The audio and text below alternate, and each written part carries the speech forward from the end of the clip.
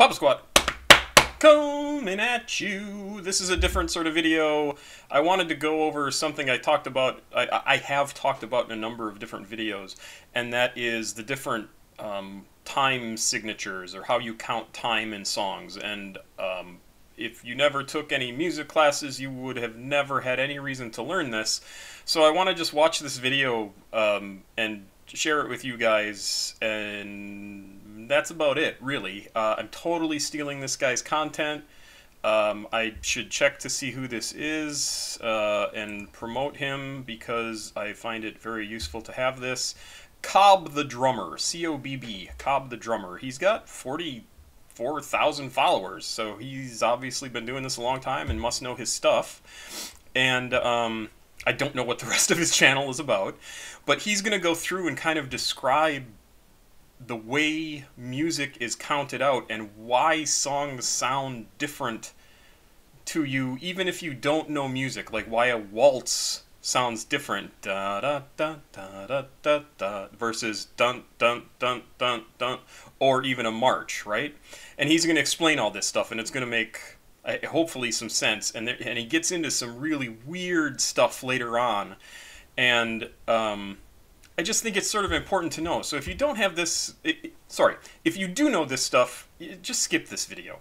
If you don't know this and you're curious about it, just stick around. I'm just going to probably mostly let it play, and I'll have some comments here and there, because I just find this stuff so incredibly cool and interesting, and the fact that just changing the count of a song changes the entire personality of the music. So let's go here. Let's listen to Cobb, and if you like what he's doing here, please go check out his channel. I didn't ask him if I could do this. I'm just totally stealing his content, and hopefully he doesn't get upset about it, and then maybe we can send him some followers. So let's go.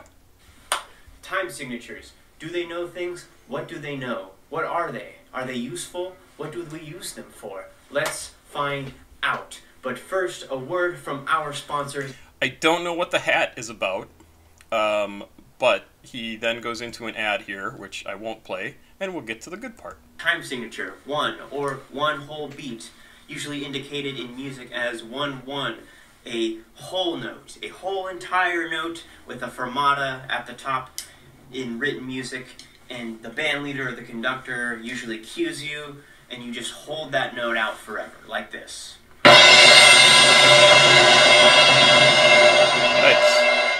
And you play louder than I until thought. They cut it off. Now, 2-2, or cut time as it's commonly known, not to be confused with common time, which is 4-4, which is essentially the same thing. Okay, so he talks about a number of things right in that sentence.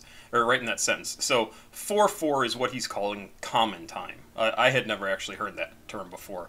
4-4 is most rock songs.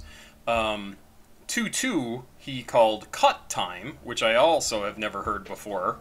This does not surprise me at all, because I haven't done anything with music since I left high school, really, not playing music. And anyway, so he's going to give examples of all these different things, and it's awesome because he actually does it in a super practical matter of actually playing the drums to illustrate all of it, so it's pretty useful. It's just counted in 2, and it's usually this kind of feel. 1 and a 2 and a 1 and a 2 and a 1 and a 2 and a... In jazz, or polka, punk rock, 1 and a 2 and 1 and a 2 and 1 and a 2 and 1 and 2 and 1 and 2 and 1 and 2. It's easier to count in 2. 1, 2, 1, 2, than to count 1, 2, 3, 4, 1, 2, 3, 4. And that's why something would be written in cut time. Now, 3-4. So that's actually super interesting to me, because I've never heard that explanation for why 2-2 even exists, and I don't even know if I've played music in 2-2. 4-4 all the time. Like 4-4 is constantly being done. But if you can write it in 2-2, you can write it in 4-4, but 2-2 tells the musicians that this is different, that each musical phrase is shorter, and they should keep track of that or pay attention to that fact. And that's all that's needed to change the whole personality of the song. Also known as a waltz, in its most basic form.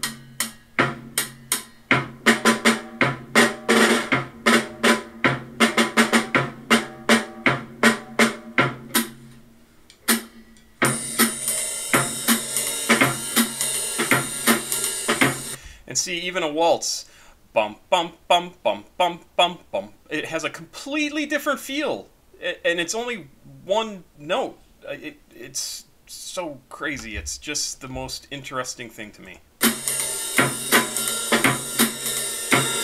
Threw a little jazz waltz in there for you. Now Jazz that brings waltz. us to 4/4.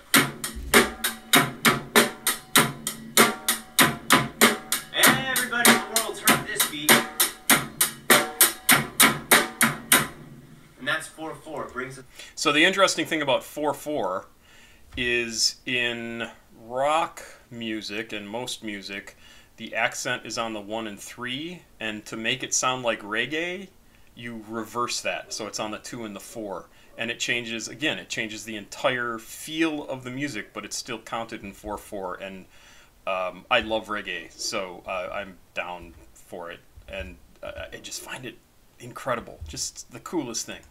Just to common time, the type of music that's in everything from pop to rock, and the list goes on and on and on and on. Now let's get into our first odd time signature, 5/4. Usually this is like the most common 5/4 beat that you've ever heard, and it's Dave Brubeck's Take 5, and the drummer on this track is Joe Morello. So he talks about Dave Brubeck. The Dave Brubeck 5 was I think a jazz group, and very, very good jazz group. But if you're not familiar with them, it's not too surprising because you may not be into jazz music.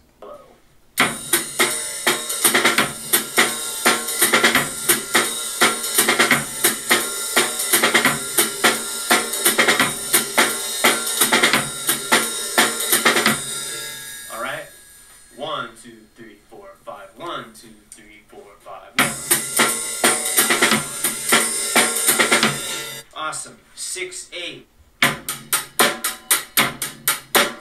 Sounds something like that. That also could be confused with 12/8. The snare usually falls on beat 4 of each musical phrase that the drums are doing. Now that brings us to 7. He didn't do that anywhere near long enough. I'll back up a little bit because it is super. Just try to count 1, 2, 3, 4, 5, 6. 1, 2, 3, 4, 5, 6. Because that's sorry, no. 1, 2, 3, 4, 5. 1, 2, 3, 4, 5. 1, 2, 3, 4, 5. 1, 2, 3. And my counting is not good, but he really should have played that for a little bit longer than he did. I'm not sure if I'm in the Brubeck part or not. And it's Dave Brubeck's Take 5. I did go back. All right. 1, 2, 3, 4, 5. 1, 2, 3, 4, 5. Awesome. Oh, that 6, was 8. 6. I wasn't. 1, 2, 3, 4, 5, 6. 1. Sounds something like that. That also could be confused with 12/8. The snare usually falls on beat 4 of each musical phrase that the drums are doing. Now that brings us to 7, one of my favorites, and the demonstration for this we're going to do is Rush's Limelight. So I am not a fan of Rush, mostly because of, I think it's Geddy Lee's voice. They are, however, technically an absolutely incredible band. I wish I liked their music. It just does not appeal to me. But when I hear it, I go, yep, that's good. Don't care for it. And 7/4 is a really weird count, so listen to how this plays out. And what's neat about this beat is it's mimicking a 16th note disco pattern, but we're going... So 16th note is, in 4/4 time, it's written with the long bar, right, with 4 notes, and it's 1 eanda. That's 16th note, 1 eanda. Because each one of those noises that I made, 1, E, and is a 16th note. So in a 4-count bar of music or measure of music, it's 1 eanda, 2 eanda, 3 eanda, 4 eanda, or 1, 2, 3, 4, 1 eanda, 2 eanda, 3 eanda, 4 eanda, 1 eanda, 2 eanda, 3 eanda, 4 eanda. And that also gives you variations of like 1 and 2 and 3 and 4 and 1 and 2 and 3 and 4 and 1 and 2 and 3 and 4 and 1. And it's really crazy. because it's just a matter of where you place the notes as to what gets emphasis. A measure of 4/4 and a measure of 3/4. And it's going to sound something like this. 4,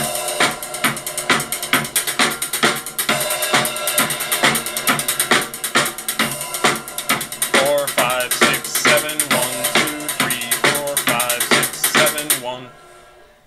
1, 2, 3, 4, 5, 6, 7. 1, 2, 3, 4, 5, 6, 7. And see how the musical phrase is that entire thing is 1, 2, 3, 4, 5, 6, 7. It's not repeating until it gets to 1 again, and that's what defines what that musical phrase is, and that's what changes the personality of the song. And again, I find it incredible, and when people change up the flow of music or even their rap, this is what they're manipulating. This is why it sounds different, and it's totally fascinating, and it's so weird.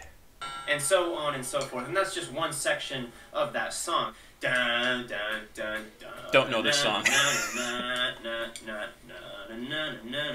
So even if you can't count in odd time signatures, whether they're subdivided or just stretched out the way I just demonstrated, if you can hear the melody in your head while you're playing it, that's going to help you out a ton. Just a little bit of advice for you if you're trying to play any of these. So what he just said there is also really important.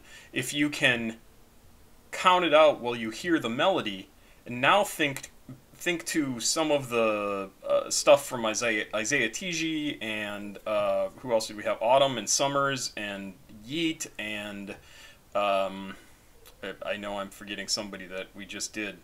But that's what they're doing in their music, is they have a count for the different layers of music, but the melody can't rely on the drums to determine where to land the notes. They're all completely individual, and they all completely have their own time signatures, and that's why it sounds so weird and confusing and like layers of music on top of each other that aren't matching up. It's because they don't match up.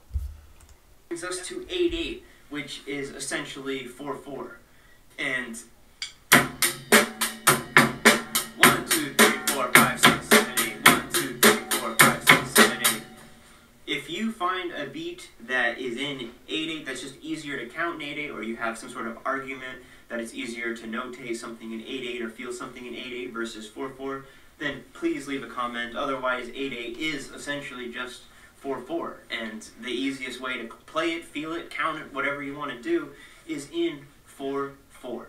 9/8, and the example that we're going to use for you today is Led Zeppelin's The Crunch, drummer John Bonham, and the drummer of the beat that was used in the 7 was Rush's Neil Peart, R.I.P., love you Neil, love you John Bonham. Now if we take a look at the music for The Crunch, you'll notice that it starts on a... So each of these, one of these, right? Let's see if we can find a single note. I can't. So if you just take one single note, that's the little circle and the line up, that's a whole note. That's a count of 1. That's all that means. And then you can see these are divided into, let's see, a whole note, 16th note. No, that's not a 16th note. That's something else. It's because it's a weird time. I'm not even sure. But this is what it looks like, and then the notes are on different lines because that is the note that you play it on. Again, if you know music, I am not describing this well, but if you don't know music, this is what music looks like. Pickup, which is technically beat 5 of the 9/8 measure. So that's going to sound something like this.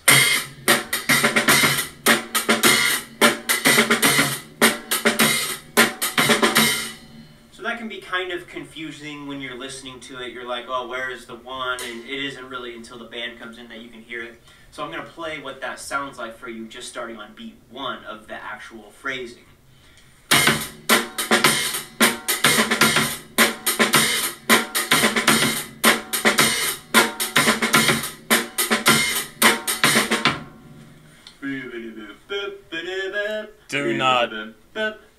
get that one at all. I don't and get that's it. that feel. And so there's 9. Seattle I wish represents he would Bruce. have. I wish he would have counted that out, but I can totally understand why he couldn't, because he had to keep track of what the music actually was that he was playing. So now he's going to go into 10 4 times. So this is 10 notes in the space of, or a count of 10 in the space of what would normally hold only 4 notes. Our example in 10 is in 10-4. It's a song by 9 Inch Nails called Just Like You Imagine. I'm going to count to 10. Please count with me, and please continue to count to 10, because I just can't do it out loud and play the speed. It's really, really difficult. Yep. So with your help, please join along. 1, 2, 3, 4, 5, 6, 7, 8, 9, 10.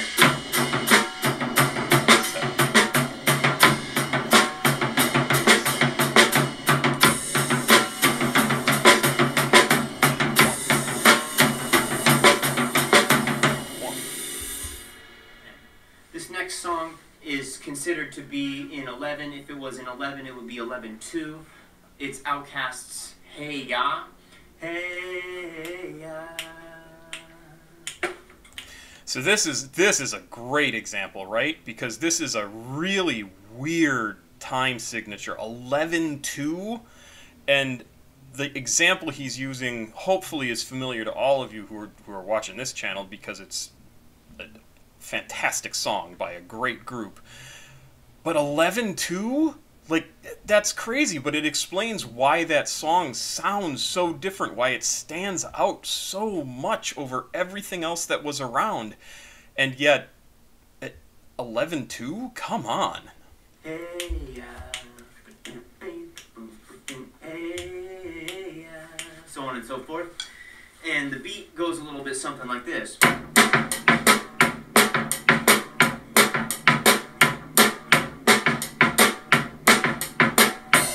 That phrase could be considered to be in 11-2, if we want to count the half notes, I should say. Hey ya,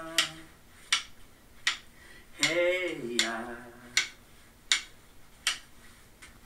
Yeah, if you just want to count it in quarter notes, then you have 3 measures of 4/4, a measure of 2/4, and 2 measures of 4/4. I want to back that up again, partially because I was texting someone, but partially because I actually think it's kind of important to listen to again, because it's really a weird time signature. So on and so forth. And the beat goes a little bit something like this.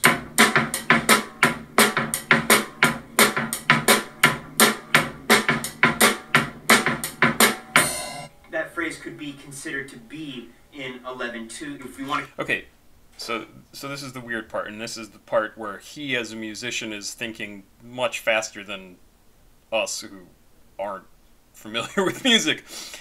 Because what he goes into here is what he is saying, instead of counting it as 11-2, you could count it as a bar of 4, a bar of 4, and a bar of 3.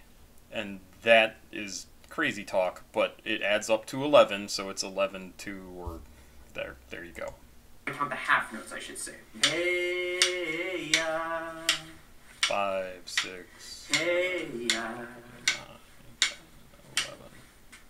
Yeah, if you just want to count it in quarter notes, then you have 3 measures of 4/4, a measure of 2/4, and 2 measures of 4/4. And it's just all about how you want to count it. Usually Right. You're just going to count it in 4/4, and you're just going to know where that beat of 2/4 is.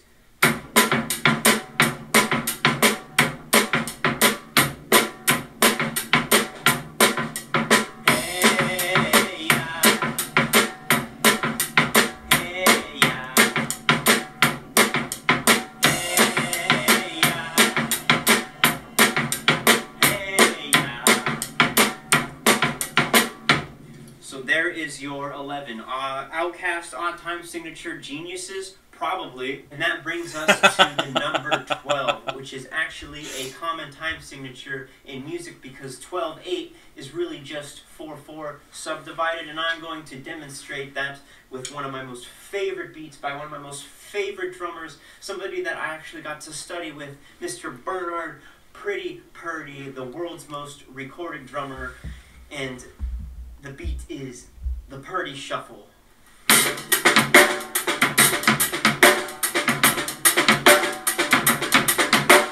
And we can count that in 4 if we go 1, 2, 3, 4. 1, 2, 3, 4, 1, 2, 3, 4, and so on and so forth. Because we're not going to count that in 1, 2, 3, 4, 5, 6, 7, 8, 9, 10, 11, 12. 1, 2, 3, 4, 5, 6, 7, 8, 9, 10, 11, 12. We're not going to count it like that. You can. We're going to count it in 4. We're going to feel it in 4. But it's usually written in 12/8. And there's other examples, like the 6/8 beat, that also it's like, is it 6/8 or is it 12/8? It just depends on the music that you're playing, or the phrasing, or the drumming, and all of it. There's a great video on 13/16. If you just type that into YouTube, you can find a really good example, but I'm basically stealing that information and telling you that it's just 2 quarters, which is 8/16 notes, and a bar of 5/16, which you can subdivide from there. And so what that sounds like is 1, 2, 1, 2, 1, 2, 3, 1, 2, 1, 2, 3, 4, 5, 1, 2, 1, 2, 3, 4, 5. And you have something like this. Well, let's make it groovy.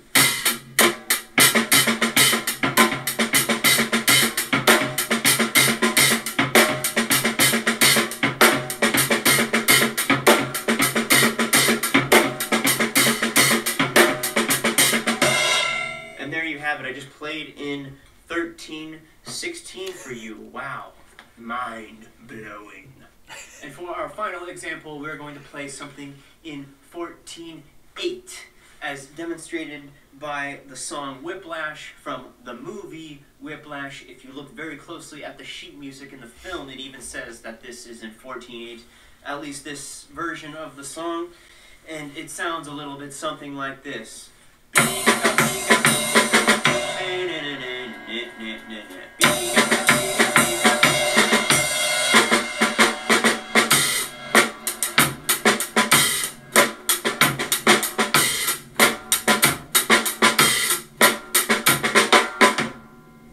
I hope you liked our demonstration. So that's everything. That's all I wanted to do. And so when I talk about different time signatures and things like that, this is what I mean, or the count of a song. This is what I'm talking about, and why it has such an effect on the music that we hear. It's so crazy. It's so interesting. It's just absolutely incredible to me that just changing the count of the song changes the music entirely, and you can tell. But if you don't know how to count it, you would never, well, you would eventually be able to figure it out, because it's based on math and just things divided evenly over the course of a bar of music. But it's such a cool thing to know, and to realize when music changes from one count to another in the middle of a song, this is what they're doing. And it's just the coolest thing. I find it really super interesting. So anyway, I hope you enjoyed this. I hope it was useful. Go check out Cobb the Drummer's page. Cobb the Drummer? Cobb the Drummer? Yes, Cobb the Drummer's page. I'll make sure to put a link into, just so that he at least might get some followers. Who knows? Pop Squat. Checking out, but I'm gonna come back and do some more videos, cause I wanna do them early today. I am a dork. God.